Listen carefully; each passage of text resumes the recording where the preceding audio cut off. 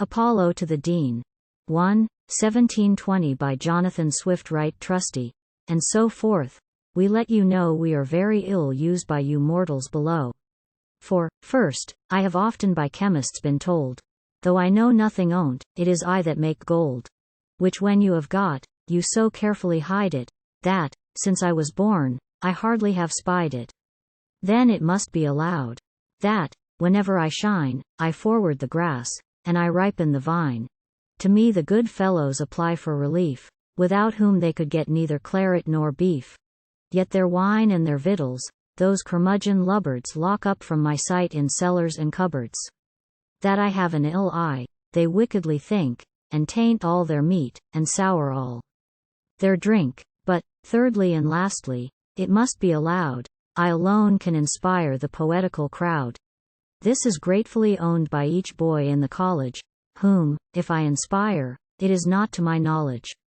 This every pretender in rhyme will admit, without troubling his head about judgment or wit. These gentlemen use me with kindness and freedom, and as for their works, when I please I may read 'em. They lie open on purpose on counters and stalls, and the titles I view, when I shine on the walls.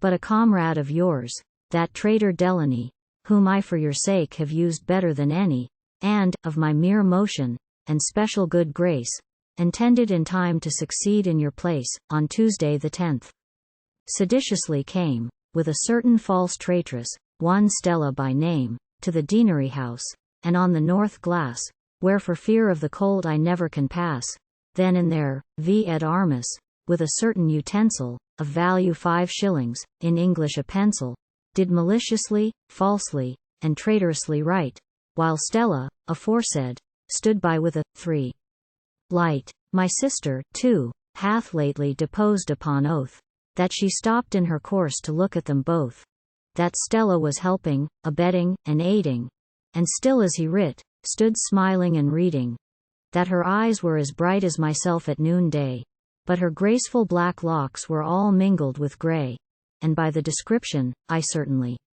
know, 'tis the nymph that I courted some 10 years ago, whom when I with the best of my talents endued, on her promise of yielding, she acted the prude, that some verses were writ with felonious intent, direct to the north, where I never once went, that the letters appeared reversed through the pane, but in Stella's bright eyes were placed right again, wherein she distinctly could read every line, and presently guessed the fancy was mine. She can swear to the parson whom oft she has seen at night between Cavan Street and College Green. Now you see why his verses so seldom are shown, the reason is plain, they are none of his own, and observe while you live that no man is shy to discover the goods he came honestly by. If I light on a thought, he will certainly steal it, and when he has got it, find ways to conceal it. Of all the fine things he keeps in the dark, there's scarce 1 in 10 but what has my mark, and let them be seen by the world if he dare, I'll make it appear they are all stolen where. But as for the poem he writ on your sash, I think I have now got him under my lash. My sister transcribed it last night to his sorrow, and the public shall see't, if I live till tomorrow. Throw the zodiac around, it shall quickly be spread in all parts of the globe where your language is read.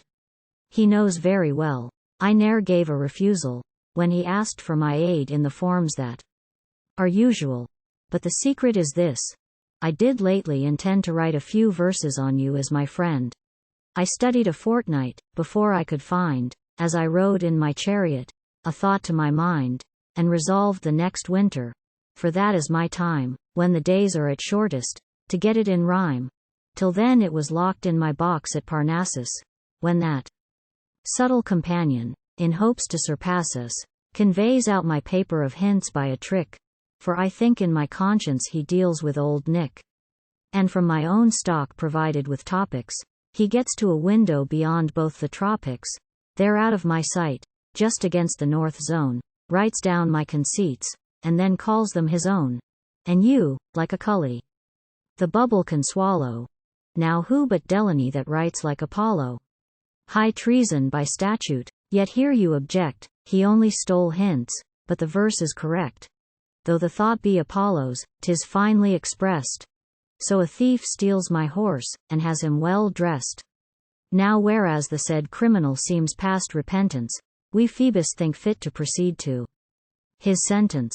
Since Delany hath dared, like Prometheus his sire, to climb to our region, and thence to steal fire, we order a vulture in shape of the spleen, to prey on his liver, but not to be seen. And we order our subjects of every degree to believe all his verses were written by me, and under the pain of our highest displeasure, to call nothing his but the rhyme in the measure.